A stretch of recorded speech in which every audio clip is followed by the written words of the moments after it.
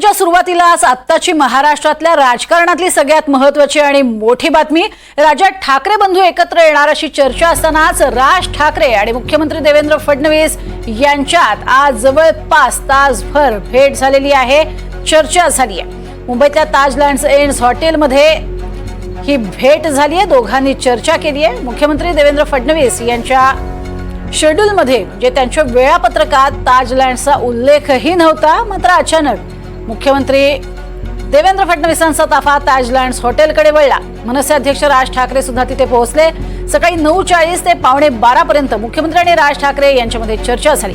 मुंबईत पालिकेच्या पार्श्वभूमीवर या बैठकीत चर्चा झाल्याची शक्यता वर्तवली जाते। ही दोन दृश्य आपण बघतोय। बैठकीसाठी फडणवीस हे आज जातानाची दृश्य आहेत, तर बैठक संपून निघतानाची राज ठाकरे यांच्या वाहनांची ही दृश्य आपल्याला पाहायला मिळतात। दोन वाहनं आपल्याला पाहायला मिळतात।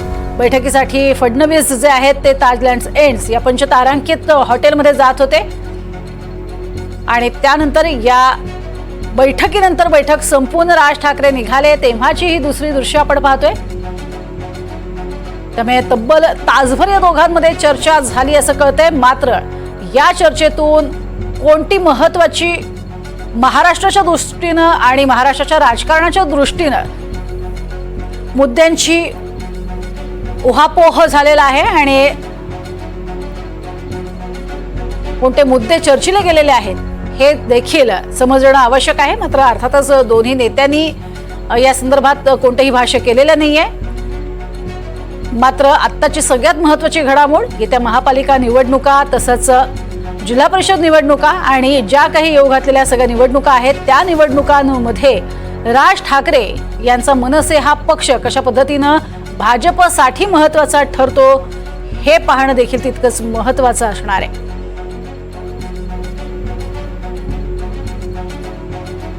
दरम्यान राज ठाकरे यांनी